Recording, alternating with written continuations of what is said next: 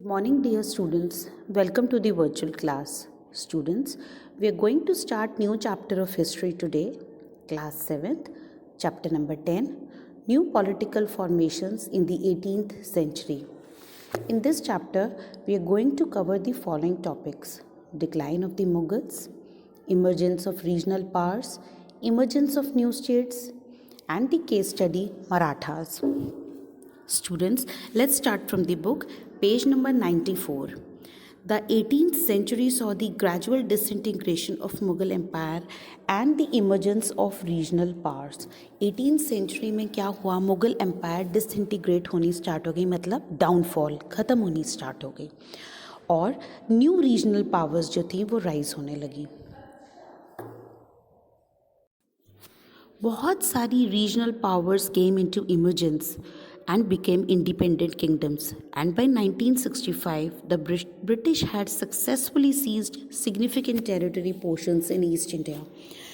1765 तक बहुत सारे ब्रिटिशर्स ने मिलकर बहुत सारी टेरिटरीज, ईस्ट इंडिया की जो बहुत सारी टेरिटरीज थी, उनको कैप्चर कर लिया था, और पॉलिटिकल और इकोनॉमिक कंडीशंस इंडिया की ड्रामेटिकली चेंज हो गई, politically and economically. Politically means बहुत सारे न्यू लीडर्स इमर्ज हो गए, and economic means which is related to funds, money, the working of the government, everything. Several new political groups were formed in subcontinent within a relatively short span period of time. The first topic is decline of Mughals. Mughals में downfall, उनकी जो ख़त्म हुई, Mughals का ख़त्म हुआ राज, वो कैसे हुआ? The disintegration of the Mughal Empire had set during the reign of Aurangzeb. Aurangzeb was there, he was heading the Mughals at that time. But by the end of the 17th century, Mughal Empire faced numerous crises. बहुत ज़्यादा crisis, बहुत सब कुछ ख़राब हो गया, worst हो गया. Why? Because औरंगज़ेब ने जितनी भी ट्रेजरी थी वो वॉर्स और फाइट्स लड़ने में सब कुछ स्पेंड कर दिया था, सब कुछ ख़त्म हो गया था. Aurangzeb had drained the royal treasury in his quest to gain control over the Deccan region. And when Aurangzeb died in 1707, there was a series of weak successors ascending the throne. Means Aurangzeb की death के बाद जितने भी Kings आए वो ज़्यादा famous नहीं थे, वो ज़्यादा कैपेबल नहीं थे कि वो मुगल्स को संभाल सकते हैं. और जितने भी मुगल्स जो औरंगज़ेब की डेथ के बाद आए और जो किंग्स बने, उन लोगों को लेटर मुगल्स के नाम से जाना जाता है.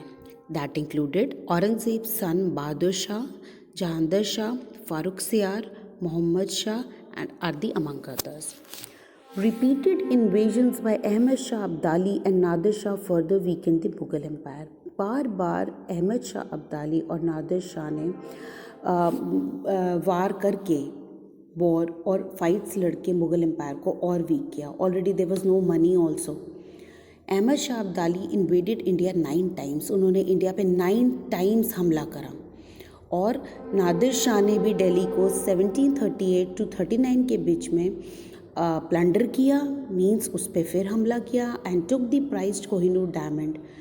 और जो शाहजहाँ की पिकॉक थ्रोन में था ईरान में, उसको ईरान ले गए, कोहिनूर को चुरा लिया. This period of destabilization witnessed the governors of Awadh, Bengal and Rohillas declaring their independence from Mughal Empire. और इसी पीरियड के दौरान अवध ने, बंगाल ने और रोहिलाज ने अपने आप को इंडिपेंडेंट डिक्लेयर करा कि that we are not under the clutches of the Mughal empire. Maratha also began consolidating their empire during the same period. The next topic in the book of page number 95 is a reason for decline of the Mughal Empire. Let's read in the short form.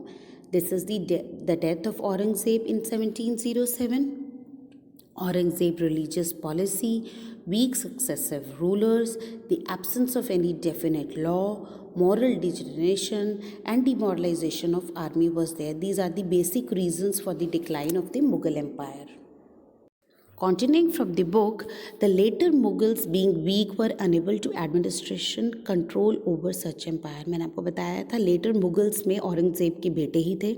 They were unable to look after the big Mughal empire, so they lacked the political skills to run the empire. They gave the opportunity. उन्हें खुद वो manage नहीं कर पा रहे थे, तो उन्होंने अपनी पावर को शेयर किया मनसबदार्स और नोबल्स में, मतलब जो उनके एडमिनिस्ट्रेशन में थे.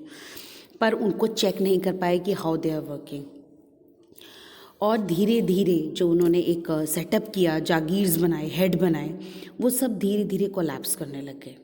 और जो जागीरदार से started increasing the revenue which increase the burden of the peasants. उन लोगों ने, जागीर्स ने क्या करना शुरू करा, as there was no money in the Mughals, उन्होंने पीजेंट्स को, जो लैंड ओनर्स थे, उनसे बहुत ज़्यादा पैसे फेच करने की, लेने की कोशिश करी। उन्होंने लैंड रेवेन्यू को बढ़ा दिया। But a lot of peasant rebellions occurred due to the mountaining pressure of taxes। जो peasants थे, जो farmers थे, उनको बहुत गुस्सा आ गया और वो rebellions हो गए, मीन्स वो लड़ने के लिए तैयार हो गए।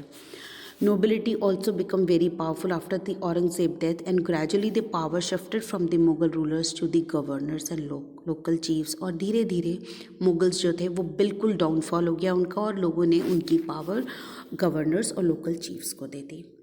Alright, the next is the rise of the regional powers।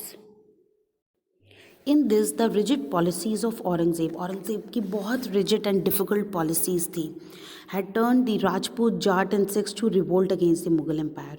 और जो ये कास्ट थी, राजपूत, जाट्स और सिख्स, उनको मजबूर किया कि वो लड़ाई करें मुगल एम्पायर से, बिकॉज उनकी पॉलिसीज़ बहुत डिफ़िकल्ट थी, वो लोग ऑबे नहीं कर पा रहे थे उसको। Last years of Aurangzeb rule were marked by a number of Wars. Before Aurangzeb's death, there were numerous of wars against us.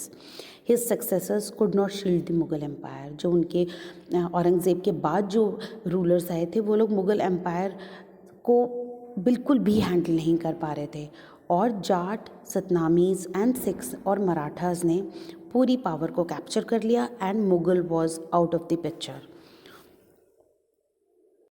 The map which you are seeing in the picture, page number 96, the yellow marked area is the rise of the regional powers in mid 18th century, जिसमें Lahore, Delhi, Kaithal, Mathura, Ujjain, Sarnath and many more are there। Moving on to next, page number 96, Jats। The Jat attained their power during the late 17th and early 18th centuries। They were mostly from Jats. जो थे, जो cast था, वो कहाँ से ज़्यादातर belong करता था? Haryana, Punjab, west region of Ganga Yamuna, Doab and eastern Rajputana. Under the leadership of Churaman, the picture on the screen you are seeing is of Jat Churaman. He acquired the control over territories। The Jat rebellion began under the leadership of Kokula, a Jat zamindar। Rebellion started as a reaction Aurangzeb orders to curb the Hindus। धीरे धीरे तब जाट्स ने overcome करना शुरू करा Mughal empire को, तो उन्होंने स्टार्टिंग इससे करी कि उन्होंने उनके रूल्स को मानने से मना कर दिया। औरंगज़ेब के ऑर्डर्स को वो नहीं मानते थे। Abdu Nabi was killed while trying to seize the village of Sahora। Abdu Nami was from Aurangzeb and he was trying to seize the village। This inspired the Jats to fight against the mighty Mughal Empire। और तभी से revolt start हुआ जाट्स और मुग़ल के बीच में। Unfortunately during the battle of Tilpat is a place, Gokula and his 2 associates were captured and put to death। They were from Jats and they were put to death। Later on, Jat set up an independent kingdom of Bharatpur under Surajmal. Jat Surajmal थे, उनके under में नई kingdom को जाट्स की setup करा गया और वो मुग़ल एम्पायर से बाहर हो गए। Moving on to next, we are going to read about the Sikhs। Earlier, Sikhs enjoy a cordial relationship with Mughal Empire। पहले सिख्स में और मुग़ल एम्पायर में बहुत अच्छी फ्रेंडशिप थी। But after when Aurangzeb order about the execution of Guru Tegh Bahadur in 1675, Sikh turned against the Mughal। Sikhs को बहुत गुस्सा आ गया कि औरंगज़ेब ने उनको मारने का ऑर्डर क्यों दिया। Guru Gobind Singh took over the 10th Guru of the Sikh and started the Khalsa movement। The picture on the screen you are seeing is of Guru Gobind Singh who started the Khalsa movement, जो कि Khalsa military unit से starting हुई, जिन्होंने ये organise करा। गुरु Govind Singh fought several Wars against the Rajput and Mughal rulers. उन्होंने बहुत सारी लड़ाई लड़ी मुग़ल रूलर से।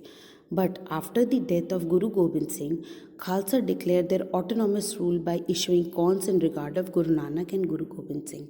जब इनकी लड़ाई में गुरु गोबिंद सिंह शहीद हो गए, मर गए, तो खालसा ने अपने आप को इंडिपेंडेंट डिक्लेयर करा कि हम अब किसी के भी अंडर में नहीं रहेंगे, और उन्होंने इनके नाम से कॉइन्स इशू करके मुगल्स को ये आंसर दिया कि now we are going to handle our kingdom by ourselves. After Guru Gobind Singh, Banda Bahadur took over as a leader of Sikh. इनके बाद आए बंदा बहादुर.